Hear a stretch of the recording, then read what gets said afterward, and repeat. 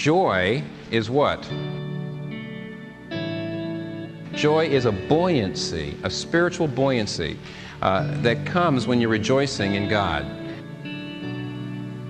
When I survey the wondrous cross. 2 Corinthians 4:16-18 is a terrific place where Paul's saying, I don't remember it all, but Paul's saying, we're down but we're not out. We're crushed but we're not destroyed.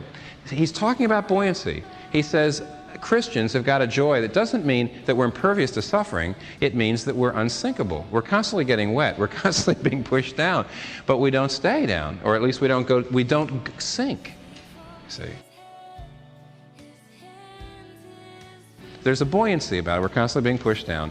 The buoyancy comes from a focus on the unchanging privileges we have in God. The opposite of joy is not sadness. The reason that can't be, the opposite of joy cannot be sadness, because the Bible is constantly talking about the fact that you can be joyful when you're sad.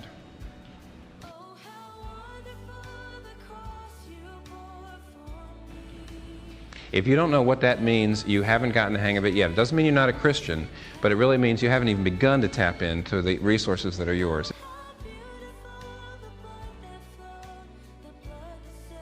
If what I just said makes no sense at all, you may not be a believer at all, may not understand at all. If on the other hand, it's just something very difficult to grasp, it could be that you're a believer, you just haven't really gotten a hold of something that's critical. There's a big difference between joy and happiness. Happiness comes from the comfort of having things that you want. Joy is a deep kind of rejoicing, an assurance, and a security. A mirth. I'm going to use the word mirth, but we don't use that word much, but it's better than the word happiness, I think, for our purposes. There's a deep mirth down deep that says, I've got the only thing that really matters.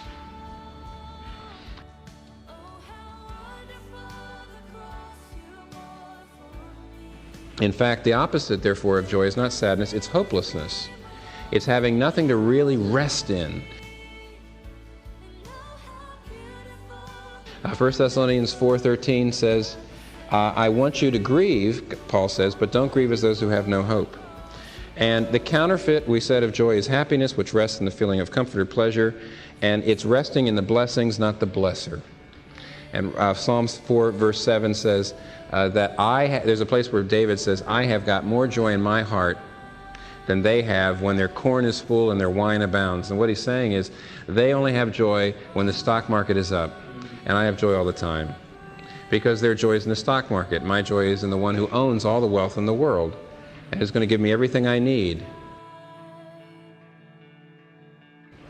And to rejoice in the blesser means that you can enjoy pleasure. That's the most interesting thing. If you really have a joy, that means you can enjoy pleasure. You can enjoy good food. You can enjoy a comfort. You can enjoy physical pleasures. But you know what they're there for. They're simply little samples. Lewis says a real Christian allows his mind to run up the sunbeam to the sun. He doesn't sit and look at the sunbeam. He knows where it's from. In other words, you let your mind run up the blessing to the blesser. And that's the way in which you can really enjoy the world. You can really enjoy a good meal in a way that actually makes you praise the one who you know someday is going to have you sit down at the wedding supper of the Lamb, and that will be a meal that ends all meals, and it's never over. You're able to do that. You're able to run up, let your mind run up the sunbeam to the sun. So Lewis writes this. He says, if we are to shine like the sun, we are to be given the morning star. If we take the imagery of Scripture seriously, if we believe that God will one day give us the morning star, as it says in Revelation, and cause us to put on the splendor of the sun, then we may surmise that both the ancient myths and the modern poetry, so false as history, is really prophecy. Then he says, at present we are on the outside of the world, the wrong side of the door. We discern the freshness and purity of morning, but they do not make us fresh and pure. We cannot mingle with the splendors we see. But all the leaves of the New Testament are rustling with the rumor that it will not always be so. Someday, God willing, we shall get in.